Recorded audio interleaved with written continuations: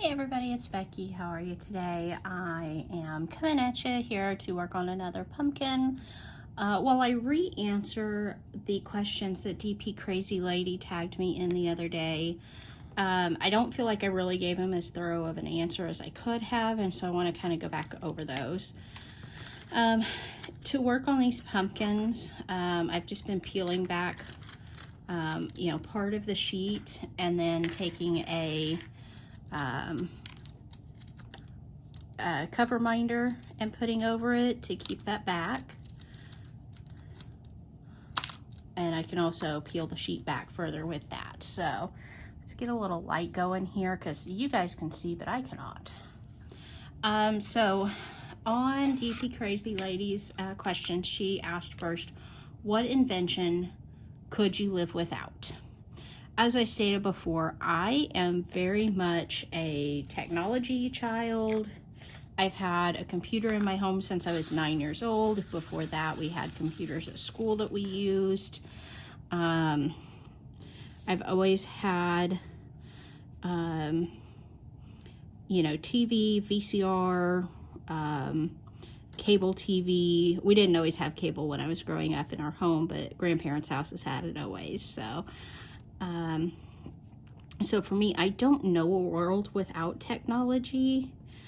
But something that kind of surprised me the other day when we were sitting talking with my husband's dad and a friend of his that was in from out of town.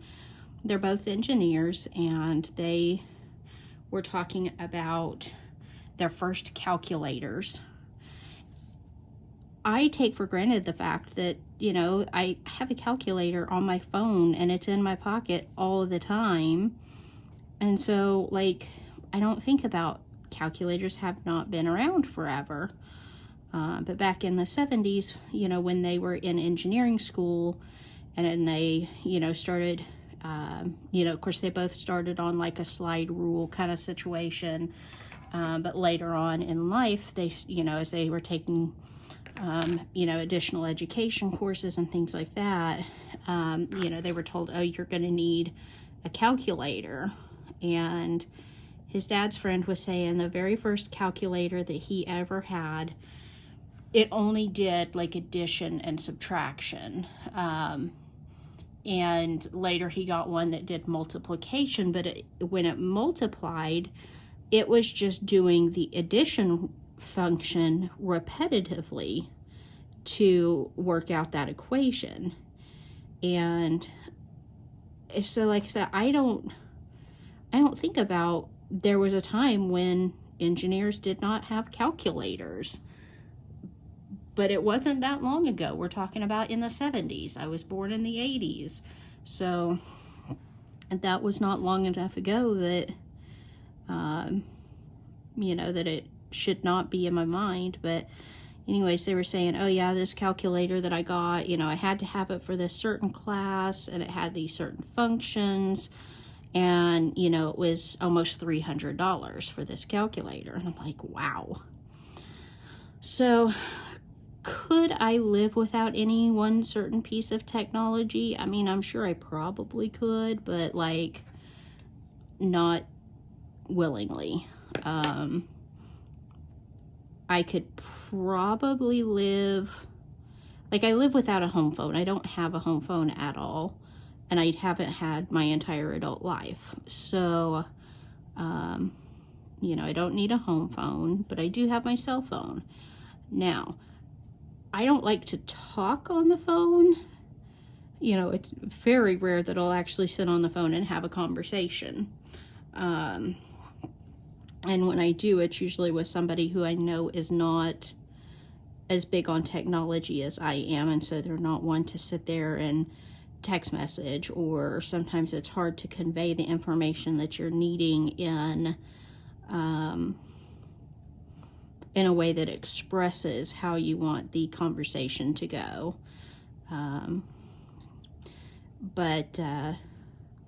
Yeah, so I could probably live without a telephone as long as I could still communicate via text message or email or, other forms of communication. But yeah, a telephone I could probably live without. Like I said, I live without a home phone every day. But I don't know. I don't think I could live without a computer. Therefore, that all, also includes my social medias and my, like my streaming services, like my Netflix and YouTube and all of that. And I also take for granted a lot of the inventions this, lazy retired granny and DP crazy lady have seen come along over the years. I just, these things have always been in my life, so I don't think about the invention of them and, how it hasn't always been.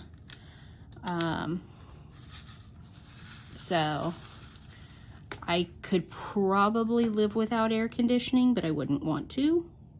I have. Growing up, we did not have central heat and air, so all we had was, fans going throughout every part of the house. But I would never want to. I technically could, but I would not do it willingly. I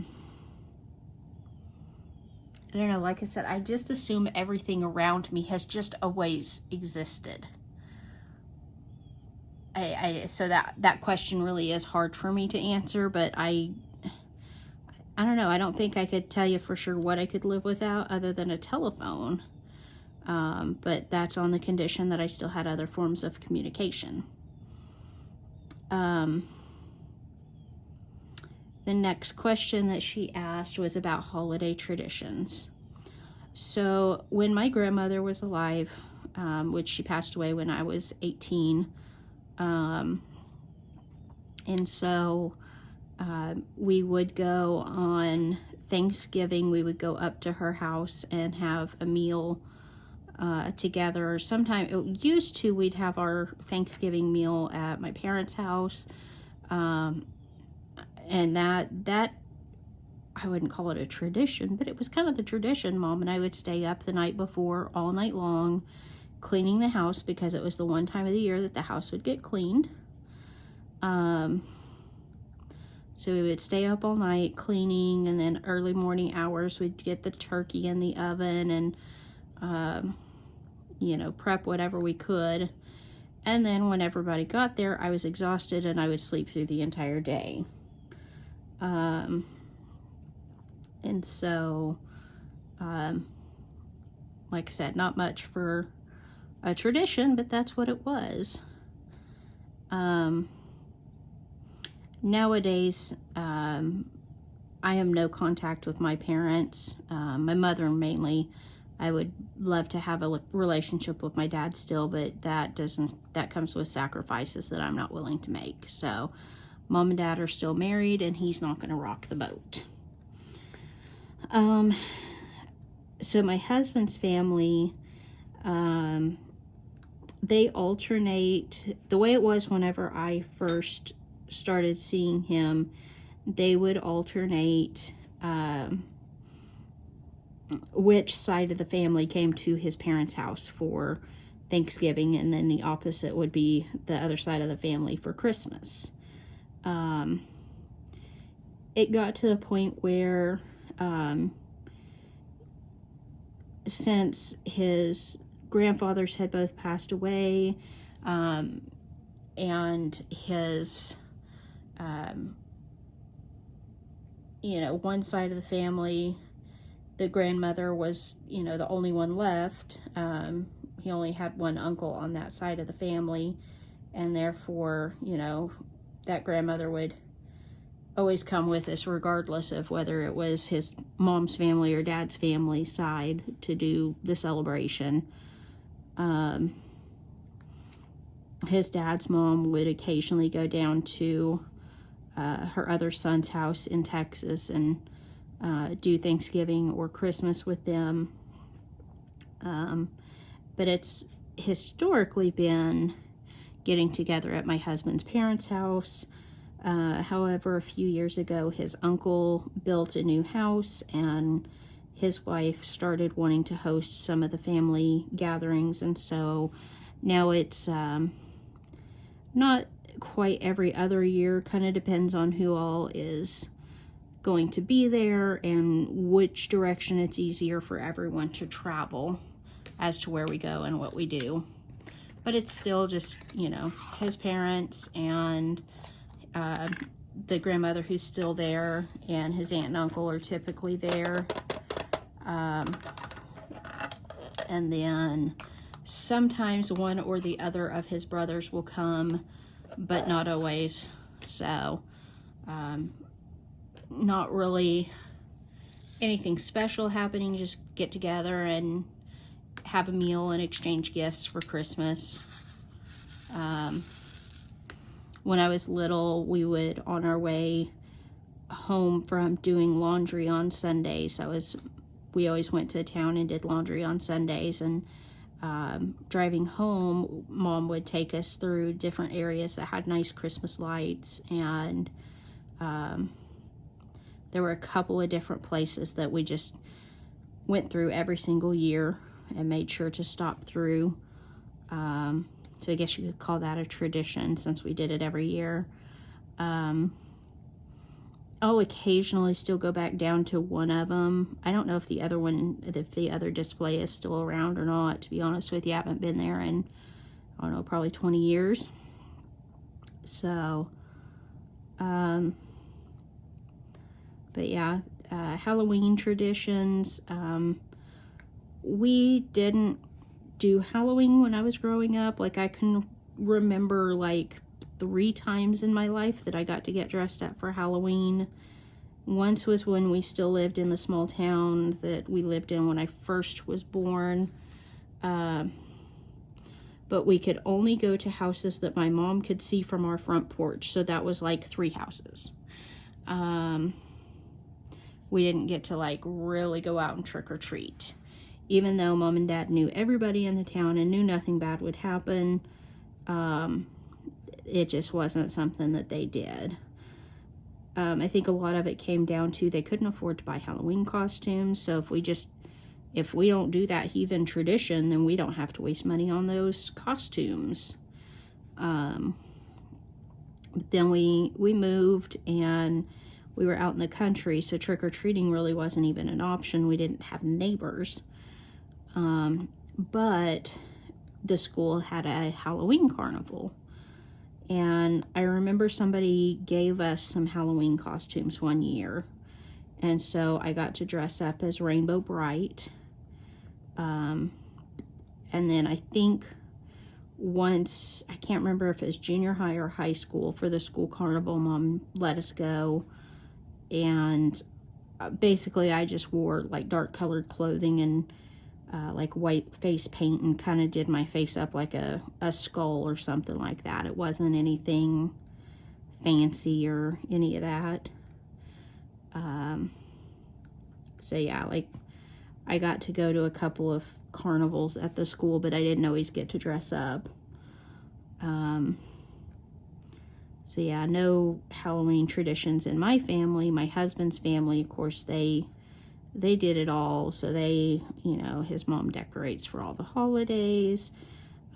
He went out trick-or-treating with his friends. For several years, he was a vampire. That was his favorite costume. And so, you know, he has some fond memories of Halloween, which I love that he has those. So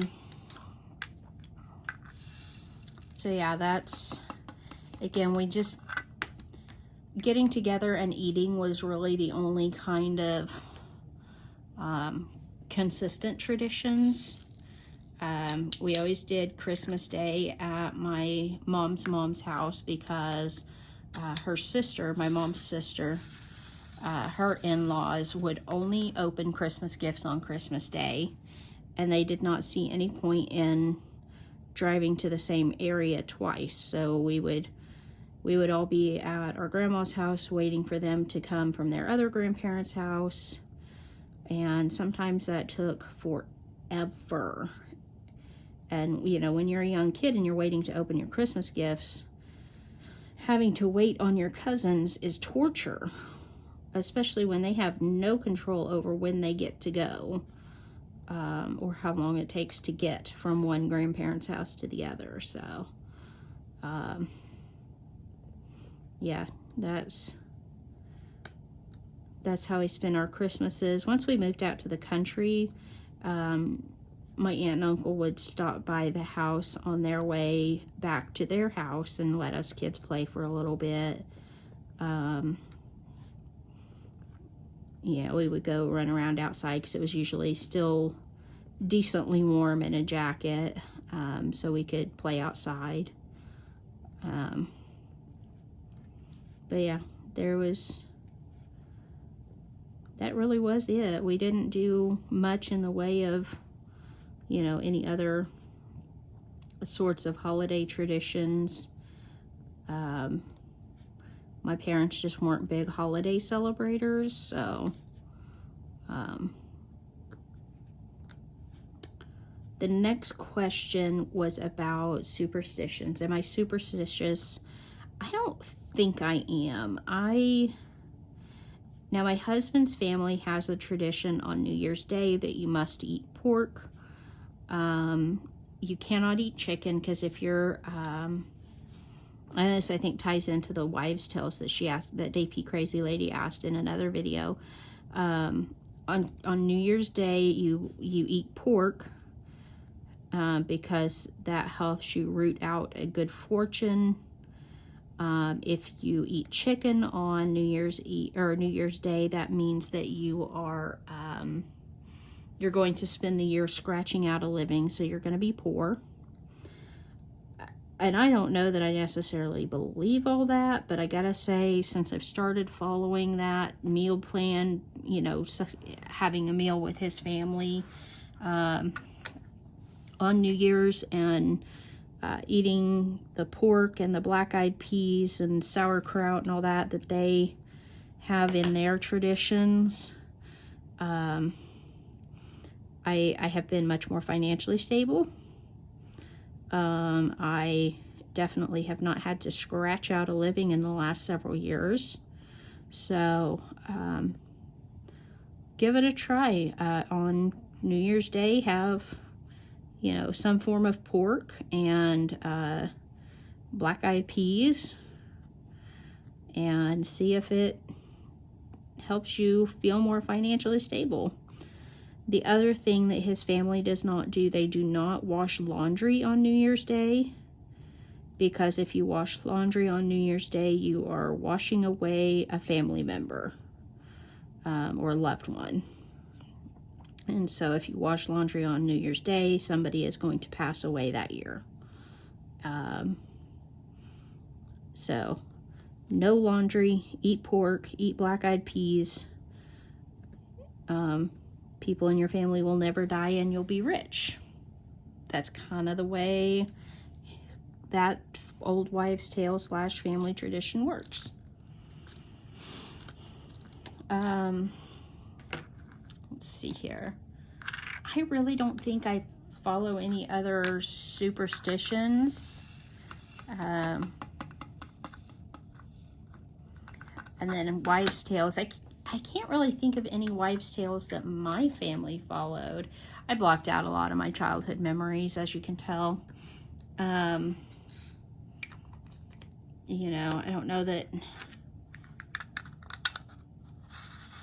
I kind of wish, you know, this goes back to the, like, if you could spend a day with somebody, you know, who's passed away, an old family member who's passed, what would you do? And we definitely spend more time with my grandmother and relearning these things that I'm sure she taught me and I have since forgotten. But yeah, I don't ever remember my mom following any wives' tales. I don't know, she might have, and I just didn't realize that's what they were. So if you have any wives' tales that you follow, let me know, and I'll see if I've ever heard of them. Anyways, I have My next painting, after I finish these, that I'm gonna start, let's see, I've got this pumpkin, and then 1, 2, 3, 4 more, so I'm almost halfway done with the pumpkins. How much of that have y'all not been able to see? I'm so nice.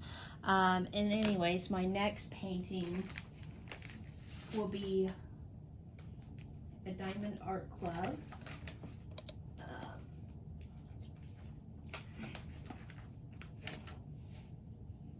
I thought I just pulled a whole bunch of stickers off of there. I didn't.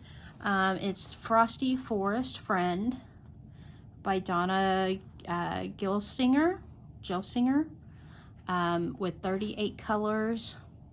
It is a square drill.